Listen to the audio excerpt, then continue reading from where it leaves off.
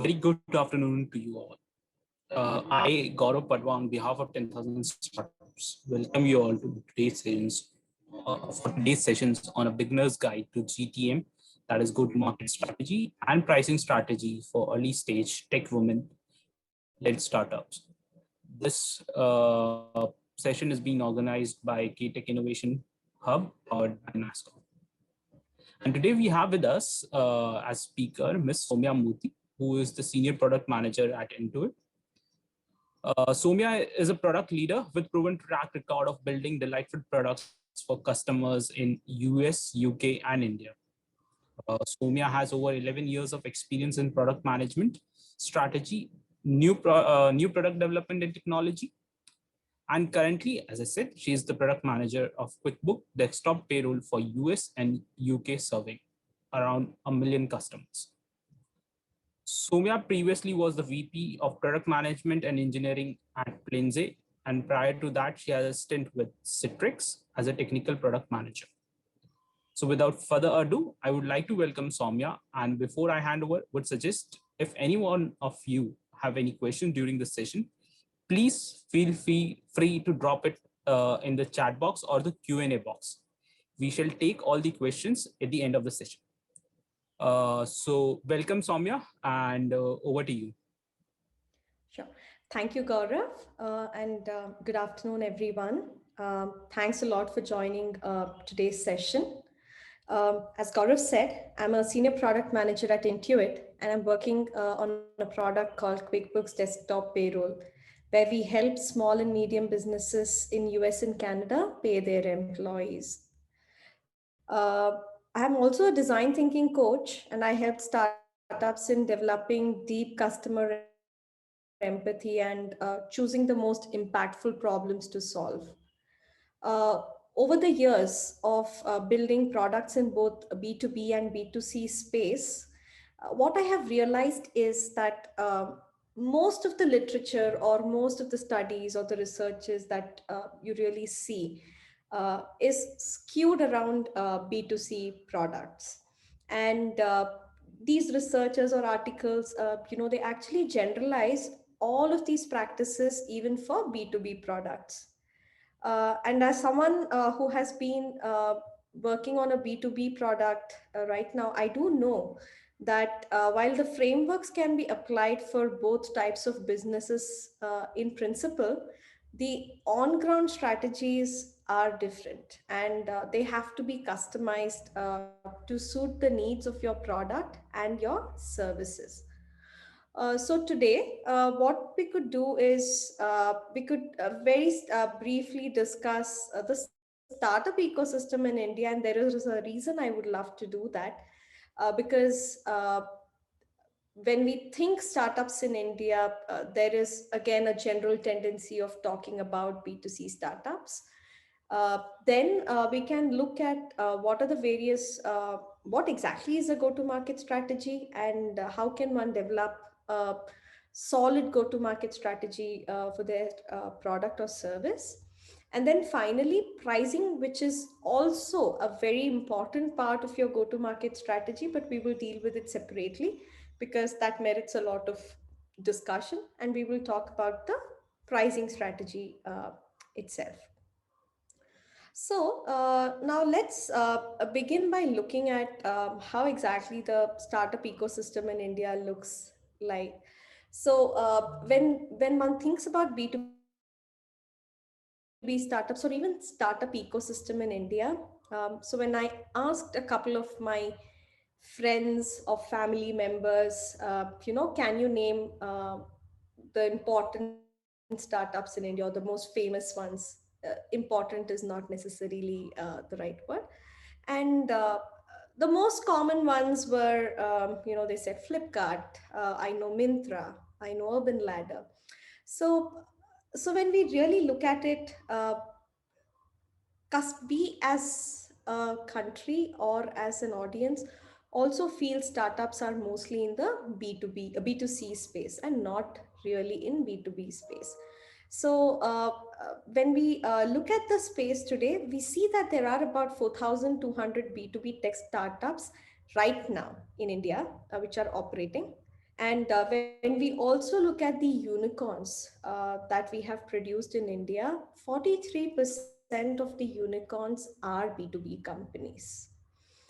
Now, there are startups in various sectors today in the B2B space, but majority of the B2B startups, a whooping 63%, actually are growing in either enterprise, BFSI, healthcare, or retail. If you further drill down and you see, what is the innovation that these startups are bringing in?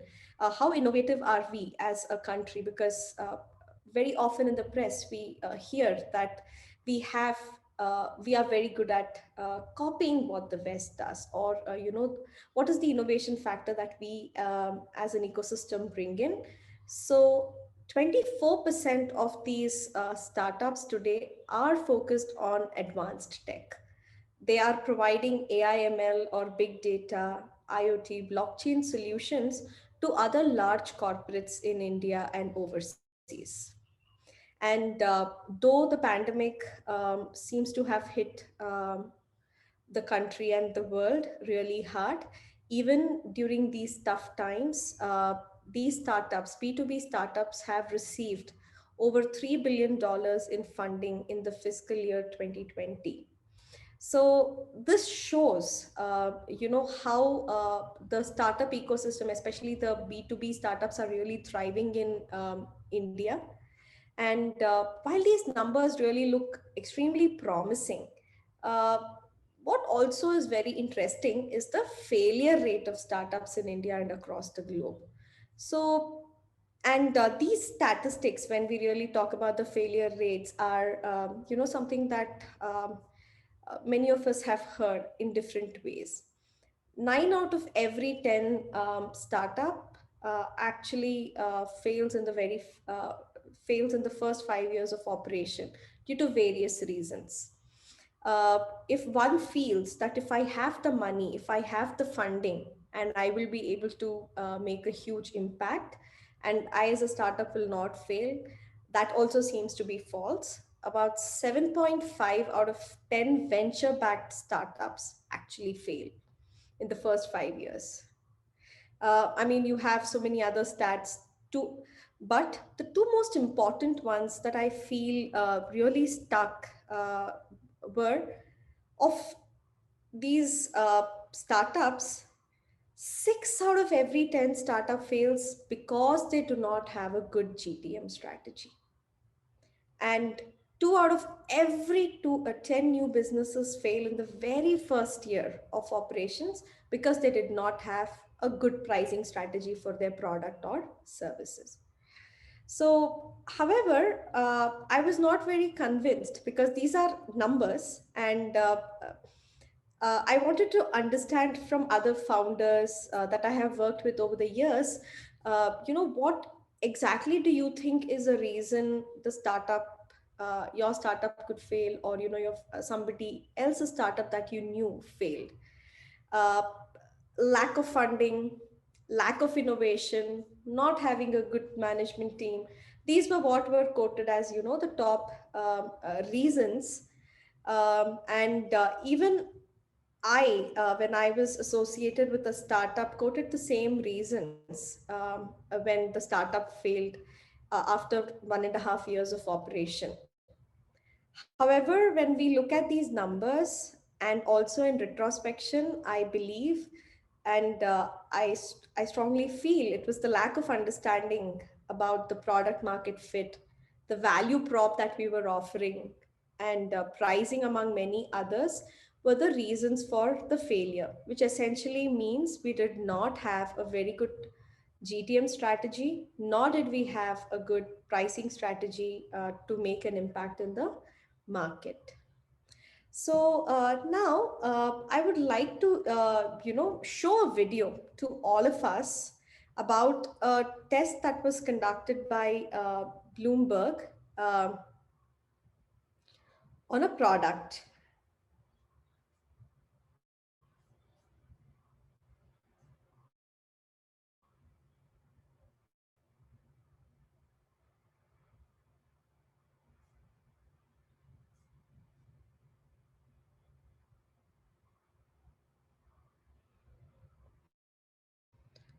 I'm not sure that the video is playing actually. Soumya, just a minute. I guess there's some internet issue, bandwidth issue. Sure.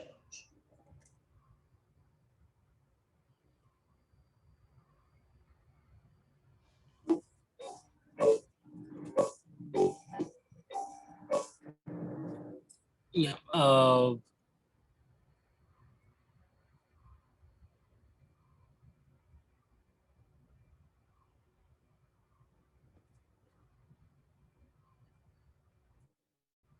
Is the video visible now? Yes.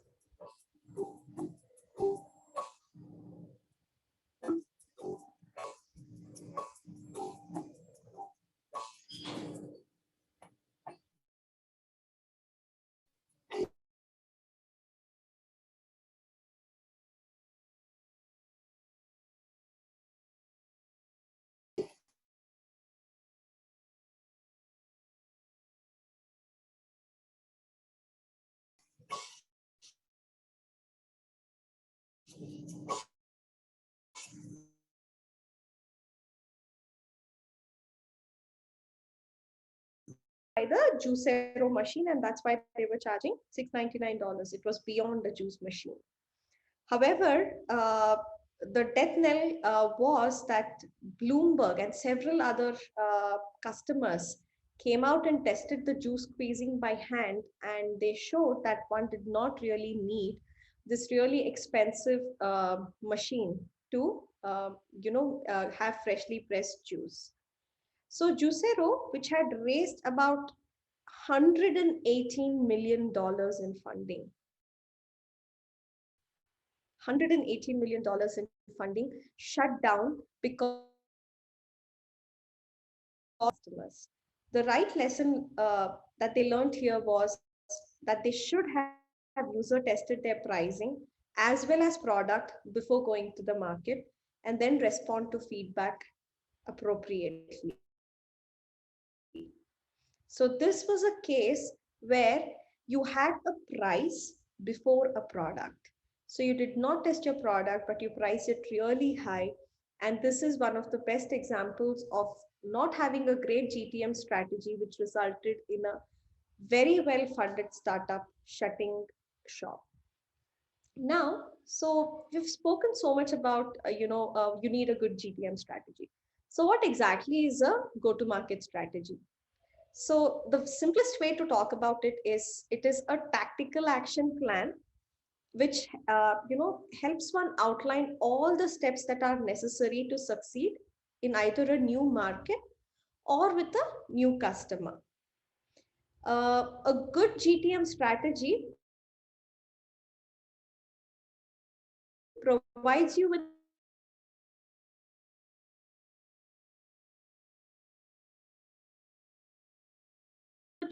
that you're making.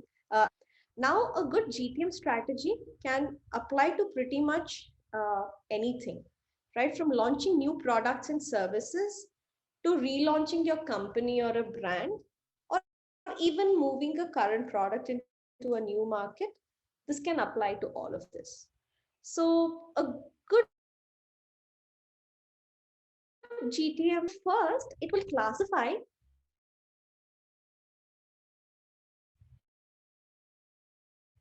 or it will help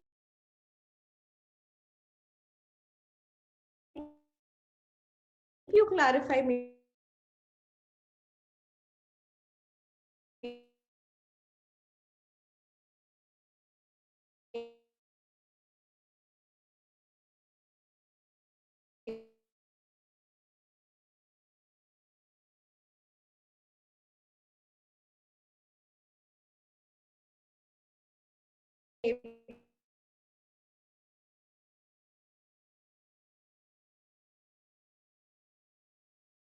when we use a jobs to be done lens to examine product successes and failures, again, a new product or a service wins in the marketplace if it helps customers get a job done either better or more cheaply. One of these two has to be true. And then the product by default will always succeed. Now, based on this, there are four types of products one could build, right?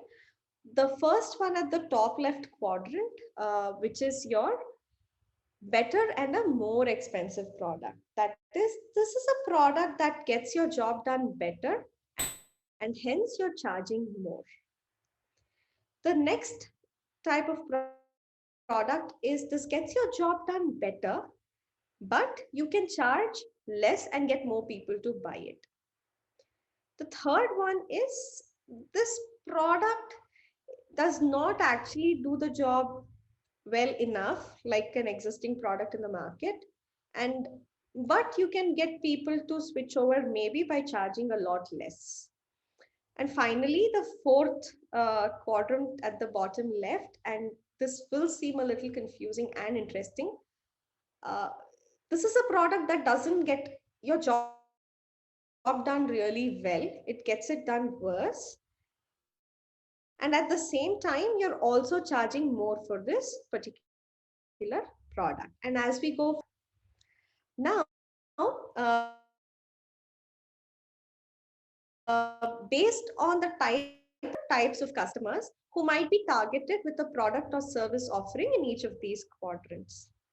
So when we start with the top left, a better performing and a more expensive product will only appeal to underserved customers. So these are customers who have unmet needs and are willing to pay more to get a job done better. The next type of product, which is your top right quadrant, this is a product that will mostly appeal to all customers. I mean, this is a better performing product. This is less expensive than what exists in the market and will appeal to everyone. The third one is a worse performing product, but it is less expensive. So, in a market where you have too many overserved customers, and these customers don't necessarily have any unmet needs, these are the customers who will find this kind of product appealing. Also, if you are looking at a non consumer currently who have not used any of these products in this quadrant, they would also find this category more appealing. And also, these are the people whose current situations don't involve the market at all, or who are not even attempting to get the job done because they cannot afford any of the existing solutions. That is your quadrant three, which is your bottom right one. And finally,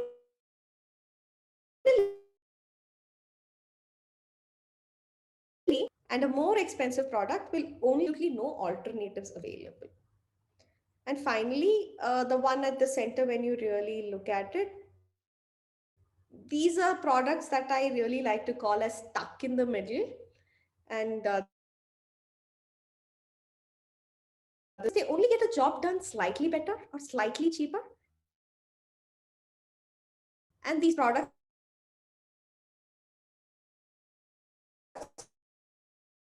will likely fail to attract any new customers. But it may help in income. So ideally, you should look at finding the right fit in one of the four quadrants and build a good GTM strategy for yourself. Now, coming to what are the kind of uh, strategies that one might have to, come up with for the five quadrants, right? So let's start with your top left quadrant where the product gets the job done better and you're charging more. So companies like Apple, Whole Foods organic food products, your BMW sports car, the Sony's PlayStation, the original model, your Dyson vacuum cleaner, or your Dyson hair curler, Nespresso's coffee machines, right? These are the kinds of companies who are really, really good at that follow a differentiated strategy. With their product and service offering that can get a job or multiple jobs done significantly better. They're communicating the value that, hey, this will get your job done better. And as a result, they are able to charge a significantly higher price. Then the second quadrant. Now think of products like your Google search, Google AdWords, your Netflix's streaming video, or even UberX, right? So these are the kind of companies or products that would, follow a dominant strategy. A dominant strategy, why? Because they are now targeting all the consumers in a market with a new product or service offering that gets a job done significantly better and for significantly less money. And hence, they are following a dominant strategy. Then come companies like, it could be your Google Docs relative to Microsoft Office, or TurboTax relative to traditional tax services, right? Then eTrade's online trading platform relative to your traditional financial brokerages, or even for that matter, Coursera's online educational services relative to a traditional university. These products will follow a disruptive strategy. Why disruptive? Because they have now discovered a target audience of overserved customers or non consumers, and they are offering a solution that enables them to get a job done more cheaply. Now, maybe Google Docs is not as good as Microsoft Office. Maybe I might get much better answers from my accountant when I file my taxes than I would when I do TurboTax, or when I do it on ClearTax. But I'm actually getting a job done more cheaply. So I would still continue to use this product. The last quadrant is a very interesting quadrant. So every time you go to PVR cinema and pay for popcorn, which is more expensive than the ticket itself. Or you go to an airport and you're really hungry and you're now trying to, have that upma or a masala dosa, and you really feel the pinch, right?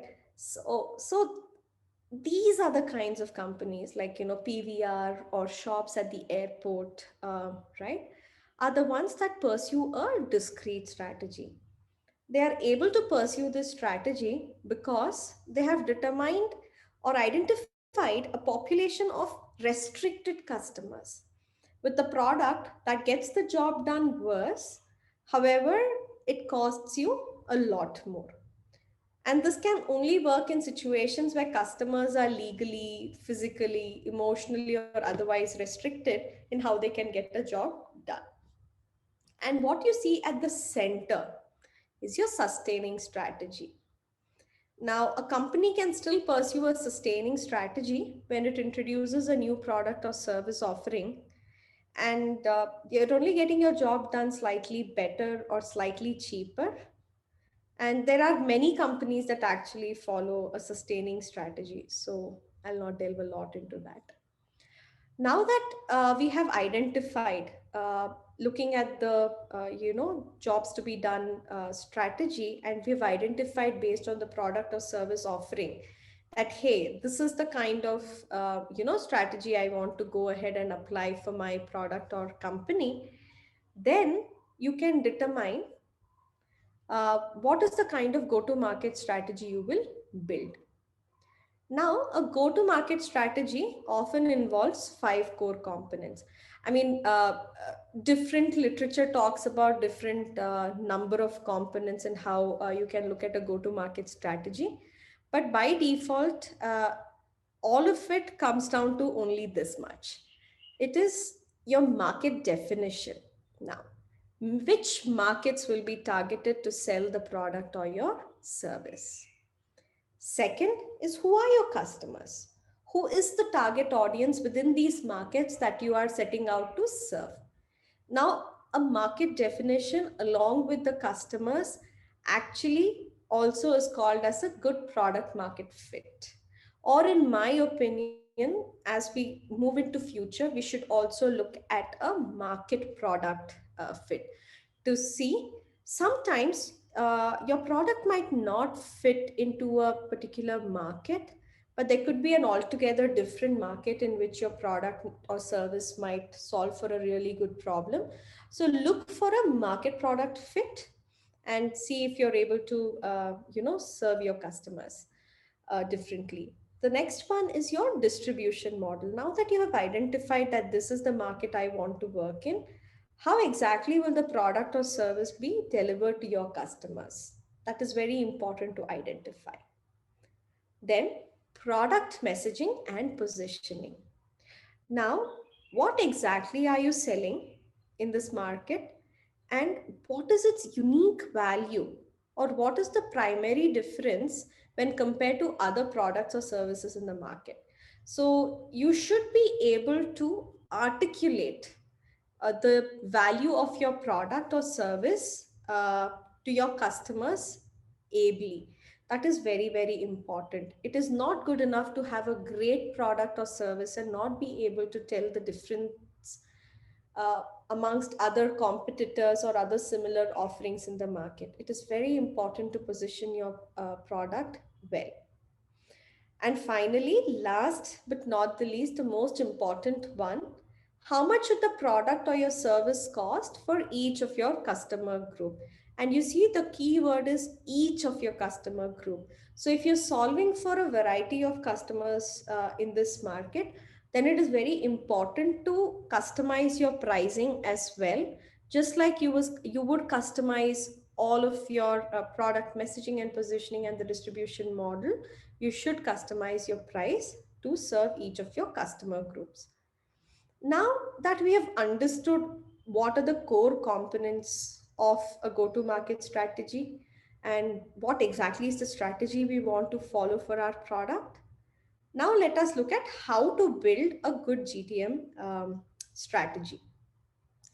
So there are essentially 7 steps that you could look at in building a great GTM strategy.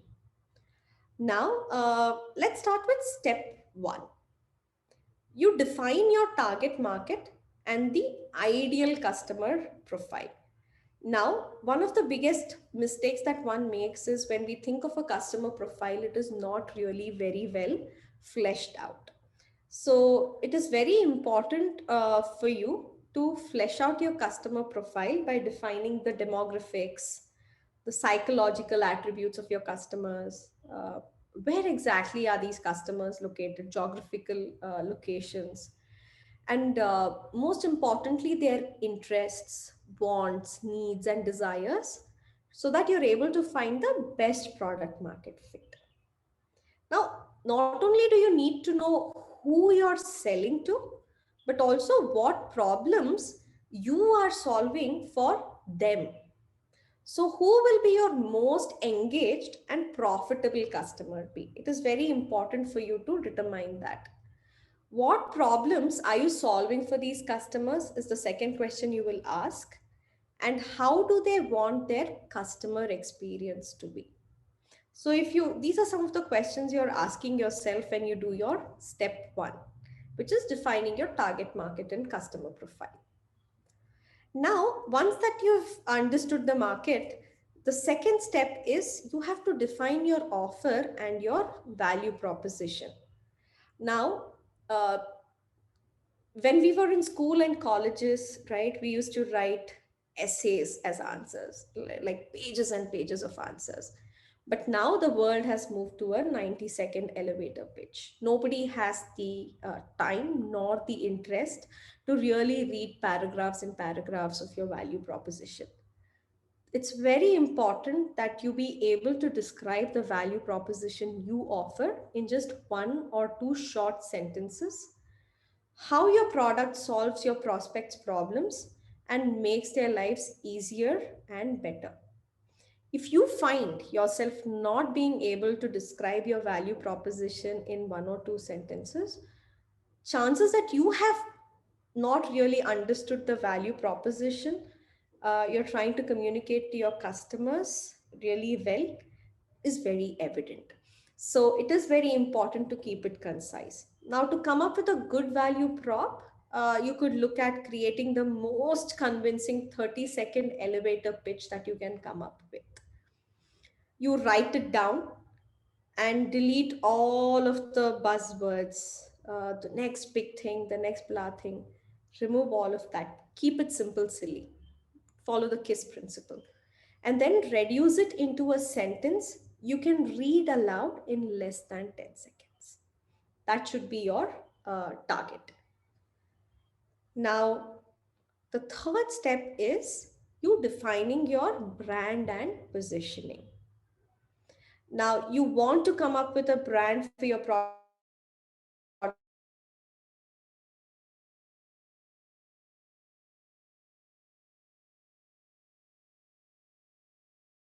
or service.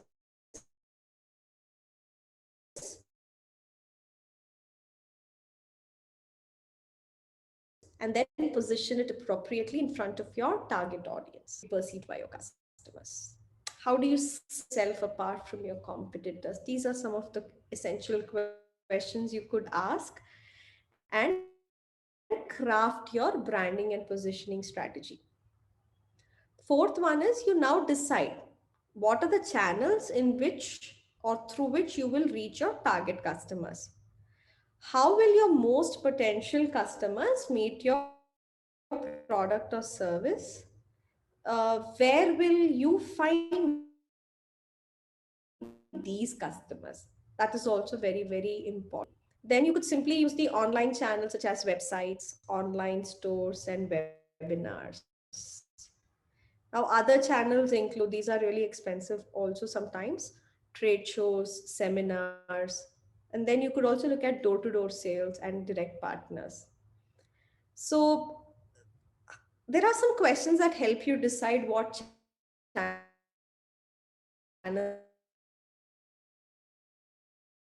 are best for you. Where do I find my target prospects?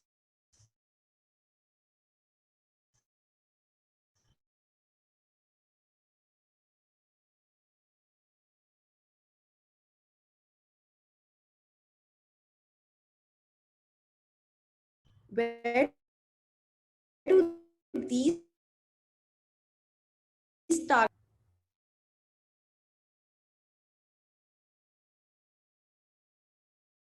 How steps, and I built a wonderful GTM strategy, and that's it. I'm done for now. That is not how it works. So the reason you do step 7 is to ensure that you keep your GTM strategy document as a living document. So you will monitor your progress and you will make adjustments to each and every one of these steps. Now, let me tell you a story of someone who did all of this. And today, there is a really big there was this person who was watching his wife sit at the kitchen table, and she was trying to balance their family's checkbook. So she had a lot of these receipts, lying on the table, and she was just trying to understand where exactly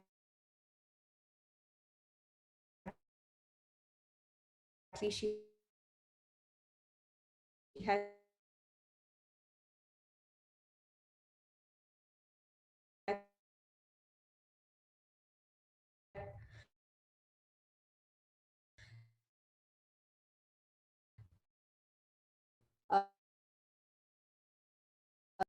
and this will sell like hotcakes. Unfortunately, he had identified a market,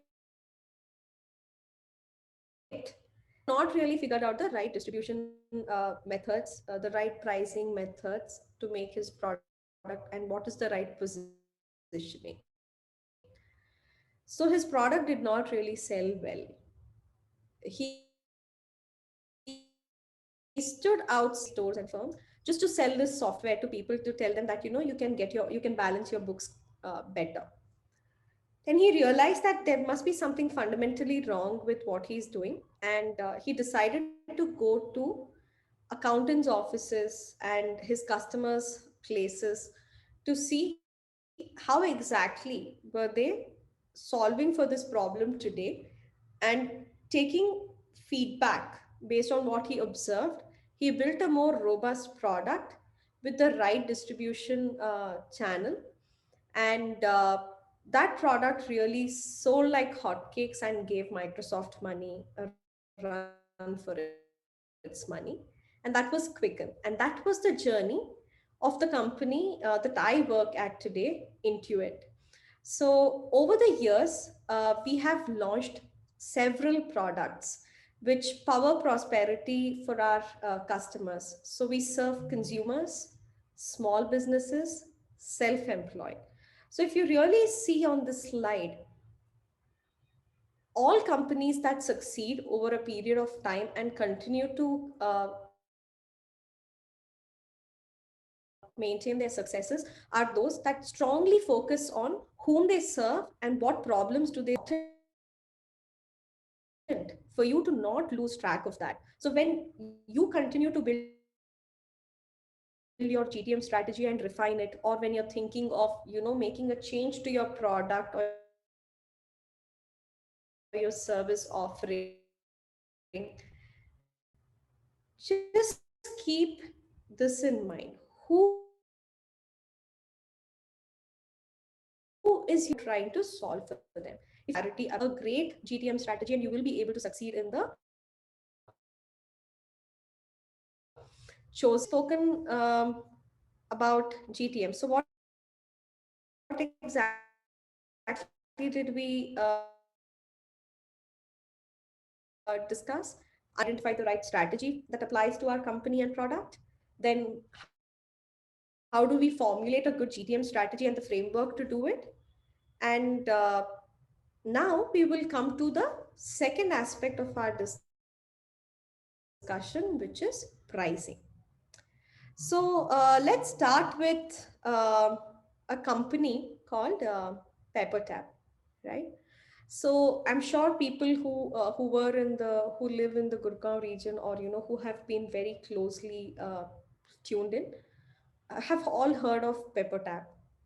So it was a hyper local grocery startup, and they raised a in 2014. Now, PepperTap as a company with focus on zero inventory. However, this company, instead of focusing on how they were selling or what exactly they were selling, they tried to build a really large and a loyal customer base very fast. And how did they do this? They built this on a discount model. They started offering heavy discounts and to get more and more customers on their platform. They were also losing cash on every single order. And if they had continued along the same path, it looked like within the first year of funding, they would have run out of cash. Think about it, $51.2 million, a company is going to run out of cash. You have a lot of customers on your platform using it, but you're going to be running out of cash. So, unlike several other startups, the founders felt that they had built a very wrong business model, and it would be very difficult for them to recover from this business model and have a different model altogether. So they shut shop, giving money back to the investors. However, PepperTap serves as the example where when one uses discount or a low price as a hook to get more and more customers, it becomes very difficult to sustain your business. Now, in the same vein, let us look at what are the various, reasons, the startups fail, especially in terms of pricing. So, as I had said in the beginning, right, 2 out of every 10 startups fail because of an ill-formed pricing strategy. I can talk about, various types of mistakes, adding several nuances, but at a very high level, when we look at it, these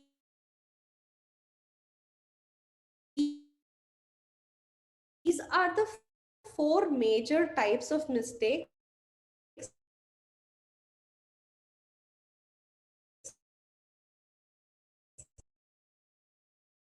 that a startup could make when they are setting up the prices. Prices, it's some magic order. So, what happens when I talk to a lot of these startup founders and try to understand, hey, how have I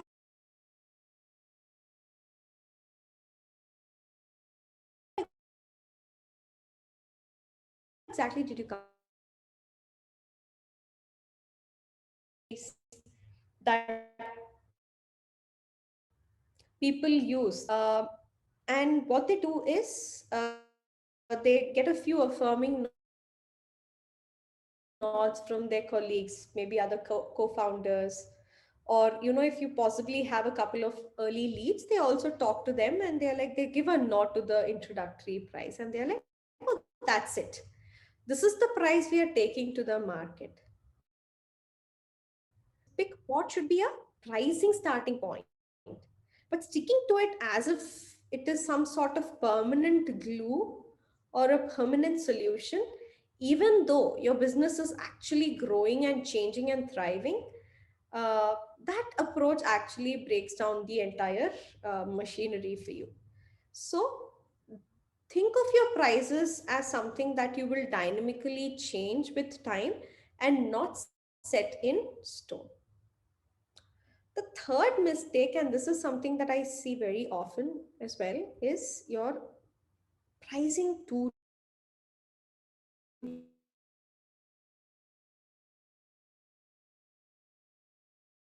low.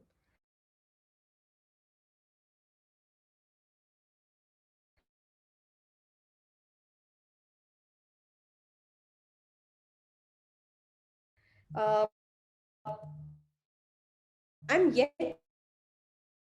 to come across a founder to whom I have spoken